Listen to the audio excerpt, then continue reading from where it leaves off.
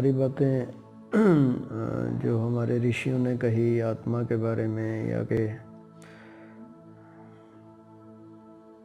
कर्म बंध, या कि ऐसे अनटाइमली डेथ किसी की, तो मतलब इसको हम भाग्य की तरह कह देते हैं, but these are pre decided, जो मुख्य घटनाएं होती हैं हमारी लाइफ में। तो अब ये मैं केवल स्क्रिप्चर्स की बात नहीं है, now it has been proved. और डॉक्टर माइकल न्यूटन की मैं बात करता हूँ, he is pioneer in past life regression and life between lifes. तो उसने करीब 30,000 लोगों पे प्रयोग किए हैं, और वो उसकी बुक्स में सारी रिकॉर्डिंग्स हैं एक्चुअली में। तो लाइफ बिटवीन लाइफ्स एक बुक है उसकी, एक डेस्टिनी ऑफ सोल्स है, और एक और बुक है उनकी जर्नी ऑफ सोल्स। तो मतलब जब उसने ये, जिसको हम कह रहे थे ब्रह्मलोक और शिवलोक और विष्णुलोक, उसने इनके अलग अलग नाम दिए हैं, क्योंकि जब हिप्नोसिस में ले जाते हैं ना, अभी जैसे हम अभी भी बैठे हैं, each and every moment of every persons life is being recorded. हमारा जो ब्रेन है that is actually recording instrument.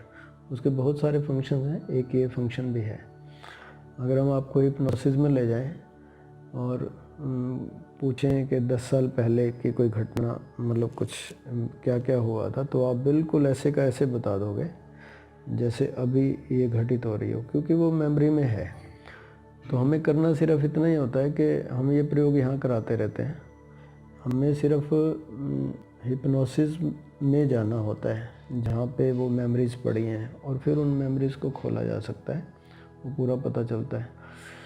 तो अभी मैं देख रहा था, जैसे बेटे को याद करते हुए स्वाभाविक है, मतलब हम फिर बहुत इमोशनल भी हो जाते हैं, बट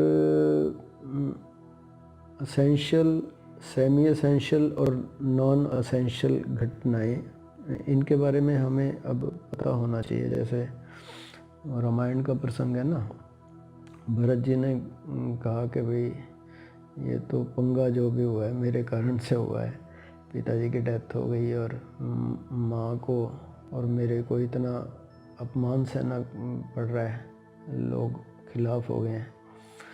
तो वशिष्ठ जी ने कहा नहीं, ऐसा नहीं है, तुम्हारे पिता की डेथ और तुम्हें तो कोई अपमानित नहीं कर रहा, तुम्हारी माँ को लांछन लगेंगे, अभी भी लग रहे हैं, लेकिन ये सारा असेंशियल्स में है, उन्होंने कहा, जिसको हम भाग्य कह रहे थे। सुनहु भरत भावी प्रबल, बिलखी कहे हो मुनिनाथ, हानि लाभ जीवन मरण यश अपयश विधिहात। 6 चीज़ें नॉर्मली हमारे लिए असेंशियल्स हैं, जो भी हमारी लाइफ में हो रही है ना।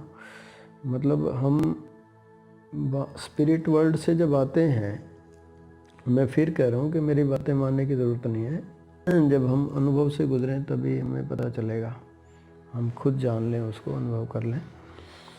तो वहाँ से जब यहाँ आते हैं तो हमारा एक स्पिरिट गाइड होता है, उसको भी हम देख सकते हैं। करीब 50-60% लोग उसको मिल पाते हैं। हमारी पहले तो ये है कि spirituality means to experience that I am a spirit. ये स्पिरिचुअलिटी का पहला कदम है कि मैं स्पिरिट हूँ। लूजली भगवान कृष्ण इसको आत्मा कह देते हैं, कि मैं माँ के गर्भ में आया, माँ के गर्भ में ऐसी व्यवस्था थी, there was a meat ball type, 3 महीने का गर्भ भ्रूण था, उसमें मैं आता हूँ और फिर एक दिन यहाँ से मैं निकल जाता हूँ। तो वो जो मैं आया और फिर एक दिन मैं इस शरीर में से निकल जाऊँगा, वो मैं कौन हूँ, उसको एक्सपीरियंस करना, ये केवल गीता में लिखी बात ना रह जाए, it should be my experience. मैं उसको फील करूं। जब पहली बार हमें आउट ऑफ बॉडी एक्सपीरियंस होता है तो मुझे पता चलता है, हम अपनी जो मृत्यु के समय अनुभव होता है वही अनुभव हम इस प्रोसेस में करते हैं। हमारे संत कहते हैं, गुरबाणी में एक शब्द भी आता है, हम गाते हैं, जीवित मरिए भव जल तरिए। जीते जी मरने की कला, जो मृत्यु के समय प्रोसेस हो रहा है वही प्रोसेस हम साधना में करते हैं। अपनी चेतना को सिकोड़ के किसी एक चक्र से बाहर निकालने की कोशिश करते हैं। तो जब वो एक चक्र पे आके बाहर निकलने की कोशिश कर रही होती है हमारी स्पिरिट, उस समय मैं फील कर पाता हूँ कि this is my body and this is me, है ना। फिर मैं बाहर निकल जाता हूँ, फिर मैं बाहर से अपनी बॉडी को वॉच कर सकता हूँ कि this is me and this is my body. ये स्वामी जी बैठे हैं ना, कल ये बात कर रहे थे मेरे से कि मेरे को ऐसा हुआ, जो आप ध्यान कराते हो तो मेरे को ऐसा लगा कि अरे मैं अपने को कैसे देख रहा हूँ। No, this is out of body experience. मैं अपने को ये मान रहा हूँ और फिर मैं देख पाता हूँ जब मैं बाहर हूँ, अरे मैं तो ये हूँ, मैं इसमें था। फिर मृत्यु का अर्थ है कि now I am permanently out of my body. मेरा इससे अब लिंक परमानेंट, बॉडी किसी कारण से, बीमारी के कारण से या एक्सीडेंट के कारण से रप्चर हो गई और वो डिस्कनेक्ट हो गई यहाँ से परमानेंटली। अब हम इसको कहेंगे स्पिरिट। अब ये अपनी जाएगी स्पिरिट वर्ल्ड में। तो मैं कहना ये चाहता हूँ कि ये जो घटनाएं हैं हम वहाँ से लेके आते हैं कि इस जन्म में ये जस्ट एक कह लो कि नाटक चल रहा है। 20-25 लोगों का हमारा क्लोज एसोसिएशन होता है और हम डिसाइड करके आते हैं। वो हम ये बुक्स पढ़ते हैं ना, अब तो इतना फ़नी है वो, यानी वहाँ बैठ के और 3-4 स्पिरिट्स, आपने कहा कि वो मेरे से बातचीत कर रहा था, बिल्कुल ठीक कहा आपने। वो 10-12-13 दिन तक जब शरीर छूटता है तो हमारी सारी सेंसेस होती हैं उसमें, सूक्ष्म इंद्रियाँ होती हैं, स्थूल नहीं होती, लेकिन वो देख भी रहा होता है, सुन भी रहा होता है, हमें कन्विंस भी करा रहा होता है, हमें कंसोल भी कर रहा होता है, ये भी कह रहा होता है कि मैं मस्त हूँ, मैं ठीक हूँ, मैं मरा नहीं तो मुझे सोच रहे हो कि मैं मर गया। तो वो बिल्कुल हमारे साथ कम्युनिकेट कर रहा होता है, क्यों, लेकिन हम उसके साथ बहुत दुख के कारण, परेशानी के कारण हम वो कर नहीं पाते। लेकिन आपकी ये बात सुन के बहुत अच्छा लगा कि भाई आप उससे कम्युनिकेट कर पा रहे थे, क्योंकि आप अपने उसमें थे। हाँ, सुमिरन, ध्यान, अपनी भगवान कृष्ण उसको कहते हैं स्थित प्रज्ञ, है ना। तो हम जब शांत होते हैं, हमारा ब्रेन थोड़ा सा एक्टिव होता है जितना ज़रूरी है, उस समय हम फिर उससे कम्युनिकेट कर पाते हैं। और ऐसी स्पिरिट जो अभी भी, मतलब ऐसे कितने प्रसंग हैं जब अर्जुन बहुत परेशान था, अभिमन्यु मर गया तो कृष्ण ने कहा काहे को रोता है, बुला देते हैं उसको। अर्जुन को लगा ऐसे कैसे होता है, वो तो मर गया। बोले कोई मरता नहीं। तो फिर उन्होंने उसकी स्पिरिट का आह्वान किया, उनका कम्युनिकेट कराया, और ये पूरा प्रसंग है उसमें। अर्जुन बेटा बेटा कर रहा है और वो हंस रहा है अभिमन्यु के, कौन किसका बेटा, कितने जन्म में आपका बाप बना, आप मेरे बाप बने, और क्या, ये सारा एक प्ले सा चल रहा है, कोई ऐसी बात नहीं। ये घटनाएं, हम कुछ लेसन सीखने के लिए आते हैं, वो लेसन सीखते हैं, और उसके लिए हम ये घटनाएं, मज़े की बात ये है, आप और आपका बेटा या जिनके बीच भी ये घटनाएं होती हैं, वहाँ से हम डिसाइड करके आते हैं कि इस बार तुम ऐसा करना, मैं ऐसा करूँगा। इसका भी संबंध उससे पिछले जन्म से होता है। ये एक एपिसोड है, जैसे हम कोई टीवी में सीरियल आ रहा है और कोई एपिसोड देखने लग जाए तो वो घटनाएं क्यों हो रही हैं हमें पता नहीं चलता, लेकिन अगर उनका लिंक पिछले एपिसोड में देखें, उससे पिछले, तो हमें पता चलता है ये ऐसे कैसे हो रहा है, क्यों बिहेव कर रहे हैं ऐसा। तो ऐसे ही पिछले जन्मों की घटनाओं के संबंध को लेके जो हमारे प्रारब्ध कर्म हैं, संचित कर्म है, उनके हिसाब से हम कहते हैं इस बार हमें ये लेसन सीखना है।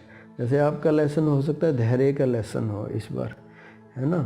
तो फिर आपने आपस में चुना कि तू बेटे का रोल कर और तू थोड़ा अर्ली निकल जाइयो, और फिर मेरे पे ये आएगी तो मैं देखती हूँ कि मैं धैर्यपूर्वक रह पाती हूँ कि नहीं, आई विल ट्राई। तो अगर हम उस लेसन को सीख के यहाँ से चले जाते हैं तो वहाँ जाके हमारा स्वागत भी होता है। हम जब वहाँ जाते हैं तो वहाँ पूरी फिल्म दिखाई जाती है, वहाँ से लेके जहाँ हम प्लानिंग कर रहे थे यहाँ आने के लिए, फिर हमने यहाँ क्या क्या किया, क्या क्या नहीं किया, वो करके हम फिर चले जाते हैं वहाँ पे। अगर यहाँ पे हम कुछ सीख के नहीं गए, साधना करके नहीं गए, बस ऐसे ही खाया पिया और पैसे कमाए, बच्चे पैदा किए और सब, तो फिर वहाँ शर्मिंदा होना पड़ता है। मार पिटाई नहीं करते वो, यमराज जैसे लोग नहीं है वहाँ पे, लेकिन शर्मिंदा तो होते हैं हम। और फिर उनको कहते हैं कि भैया सॉरी, इस बार जब जाएंगे ना तो करके आएंगे। लेकिन ये है कि वहाँ से आने के बाद मेमोरीज नहीं रहती, वो प्रकृति की व्यवस्था है और अच्छा है वो। अगर हमें सारी मेमोरीज पिछली याद आ जाए, इसी जन्म की मेमोरी हमें ढंग से जीने नहीं देती। अगर पिछले सारे जन्मों की मेमोरीज हम लेके चलें तो पागल हो जाएंगे। तो वो अच्छी व्यवस्था है, लेकिन प्रकृति ने ऐसी व्यवस्था की है संतों के माध्यम से कि हम जो मेमोरी चाहें उसको फिर उगाड़ सकते हैं।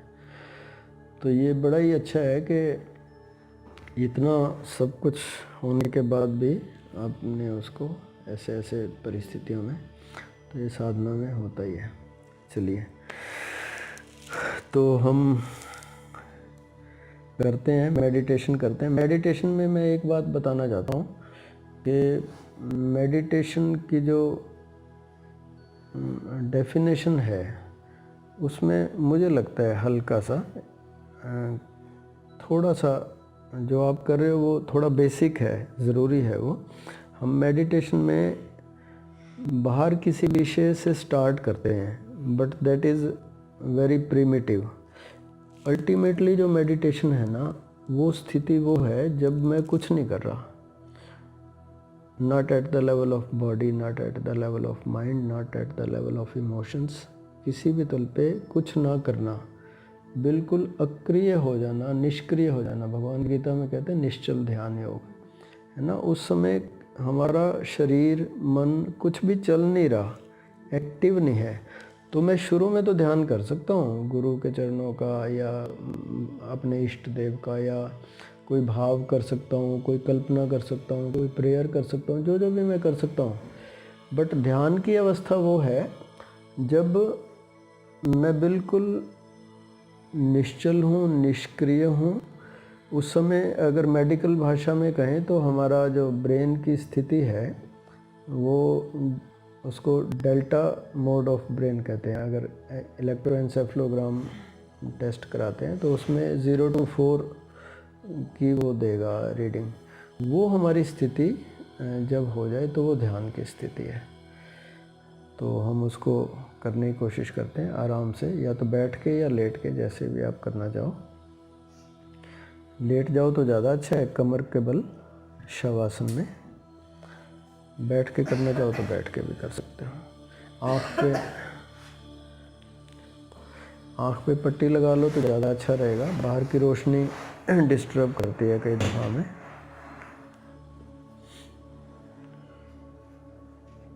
ध्यान में जाने के लिए सबसे पहला स्टेप है आसन। तो अभी हम शवासन में हैं।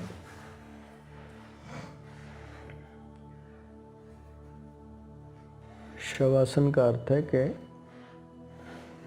माई posture is just like a dead body.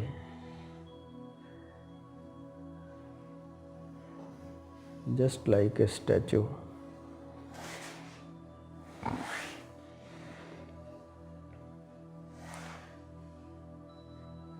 किसी भी तल पे कोई क्रिया ध्यान में बाधा है,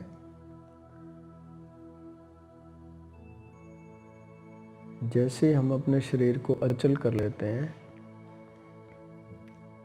हमारी एसोसिएशन है शरीर की और मन की। मन में विचार चलते हैं, शरीर हिलता रहता है, तो लॉ ऑफ एसोसिएशन के हिसाब से ये दोनों इकट्ठे चलते हैं। दोनों में से एक भी रुक जाए तो दूसरा रुक जाएगा। मन को सीधे रोकना कठिन है, तो हम शरीर को रोक लेते हैं, शरीर की गतिविधियों को। हम जैसे ही रोकते हैं तो मन हमारा रुकने लग जाता है, शरीर अचल हो गया। दूसरी बहुत ज़रूरी कंडीशन है ध्यान के लिए, कंफर्टेबिलिटी। हमारा आसन, हमारा तकिया, हमारी चादर, सब कुछ बहुत सुविधाजनक होना चाहिए। हमें अपने एक एक शरीर को ट्रांसेंड करना होता है ताकि हम अपने केंद्र तक पहुंच सकें, आत्मा तक पहुंच सकें। तो फिजिकलिटी से दूर जाने के लिए हमें इसको रिलैक्स करना बहुत ज़रूरी है। शरीर पे कुछ टाइट नहीं होना चाहिए, ढीले कपड़े हों, बेल्ट इत्यादि ना हो। देखें, आपकी सारी इंद्रियां इंट्रोवर्ट हो गई। भगवान कृष्ण कहते हैं कि जैसे कछुआ अपनी इंद्रियों को सिकोड़ लेता है, वैसे ही हमें आँख बंद, कान तो बंद हो नहीं सकते अभी, बाहर की आवाज़ें आए उन पर ध्यान नहीं देना, आती रहेंगी जाती रहेंगी। नासिका, मुंह सब निश्चल हैं।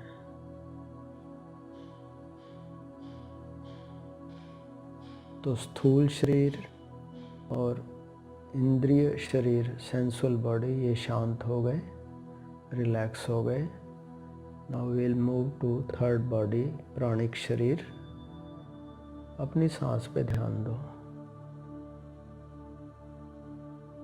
कुछ करना नहीं है, सांस तो आ ही रही है। केवल आती जाती सांस पर ध्यान।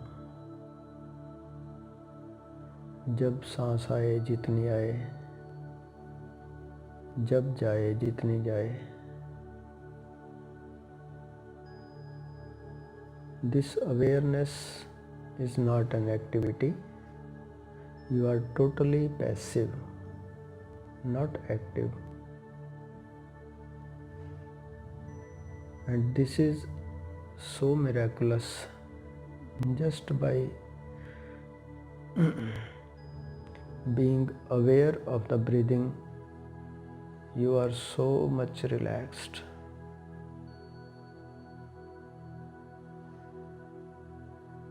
यहाँ भी लॉ ऑफ एसोसिएशन काम करता है। विचार चलते रहते हैं, सांस चलती रहती है, दोनों जुड़े हुए हैं। विचारों को रोकना कठिन है, लेकिन सांस अगर हमारी थोड़ा स्लो हो जाए तो विचार भी बहुत कम चलते हैं। फिर नॉर्मली वी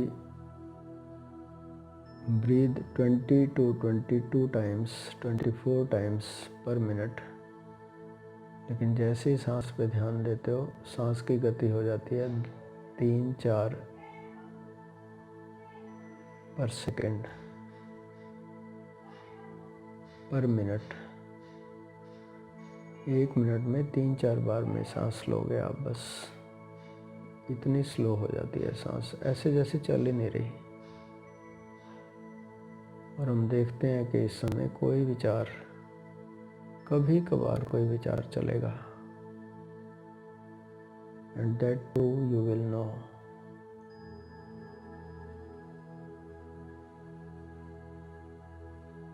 देखें क्या कोई विचार है।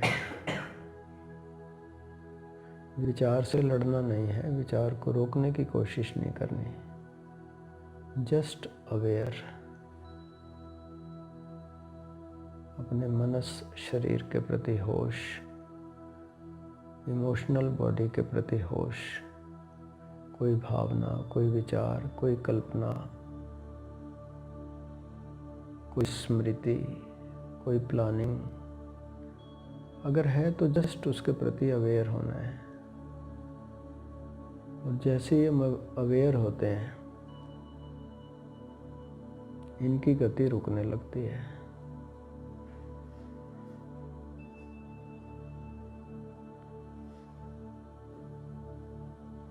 अब चलते हैं अपने छठे शरीर की ओर। दोनों भौहों के बीच में आज्ञा चक्र पर अपना ध्यान स्थित करें। यहाँ हम थोड़ा सा प्रयास करते हैं, अपने ध्यान को केंद्रित करना है, कंसंट्रेट करना है, फोकस करना है दोनों आईब्रोज के बीच में आज्ञा चक्र पर, थर्ड आई। लेकिन ध्यान रहे ये ध्यान नहीं है, ये ध्यान के लिए आवश्यक क्रिया है।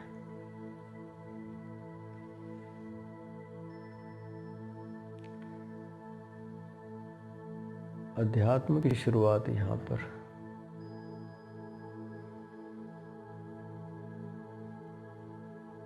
जैसे ही आपका ध्यान यहाँ पर केंद्रित होगा, आपको वाइब्रेशन की फीलिंग हो रही है। यहाँ पर जैसे ही वाइब्रेशन की फीलिंग हो,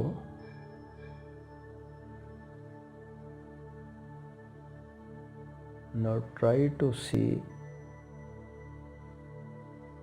the blankness within। बंद आँख से आपको कुछ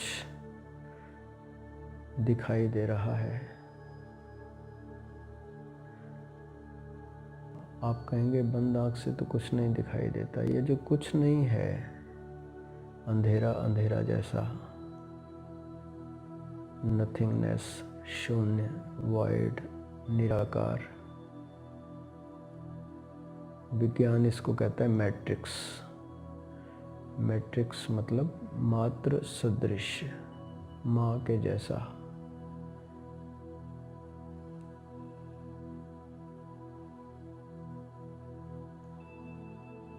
धीरे धीरे हमें पता चलता है कि यही आत्मा का स्वरूप है, यही मेरा होना है। लेकिन अभी तो ऐसा होगा कि जैसे मैं देख रहा हूँ इस ब्लैंकनेस को।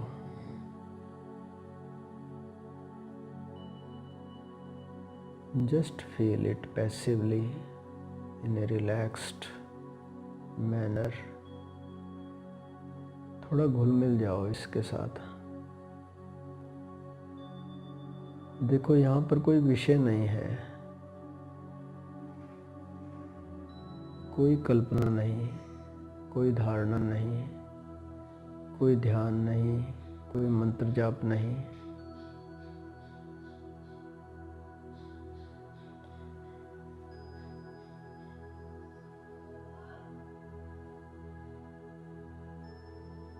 Just aware of this nothingness, शून्य के प्रति होश।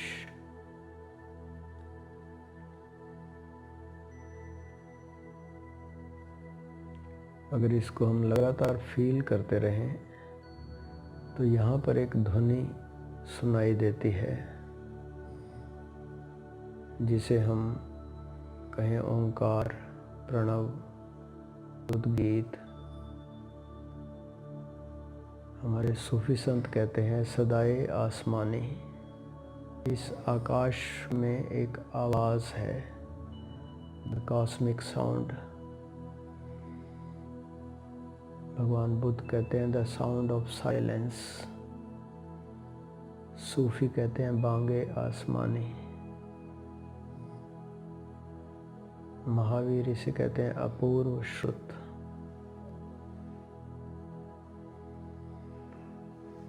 ये हमारा 8वां शरीर है।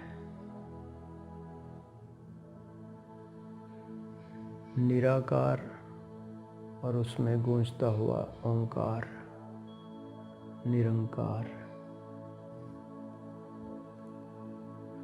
बस इसके प्रति होश से भरना है।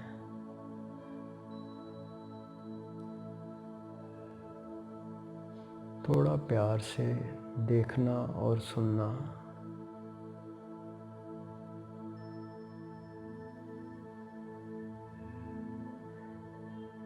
जैसे ही हम प्यार से फील करते हैं इस आकाश को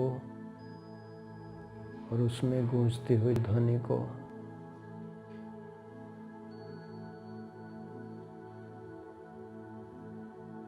तो इसका विराट रूप हमें फील होने लगता है।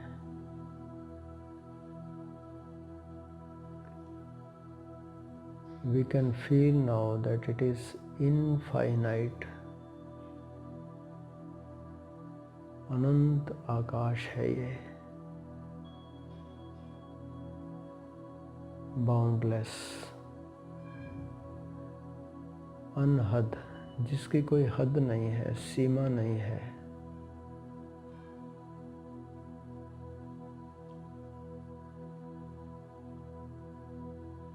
बहुत विराट।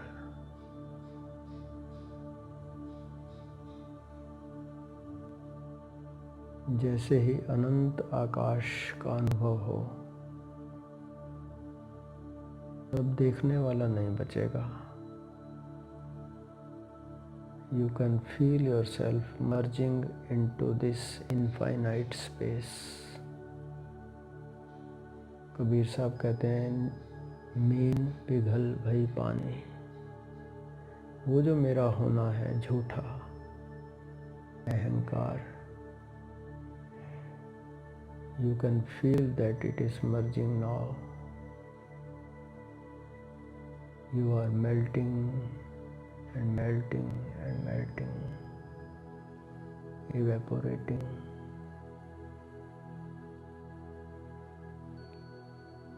धीरे धीरे आप नहीं बचोगे,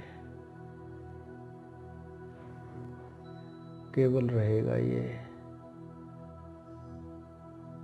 नाद से गूंजता आकाश।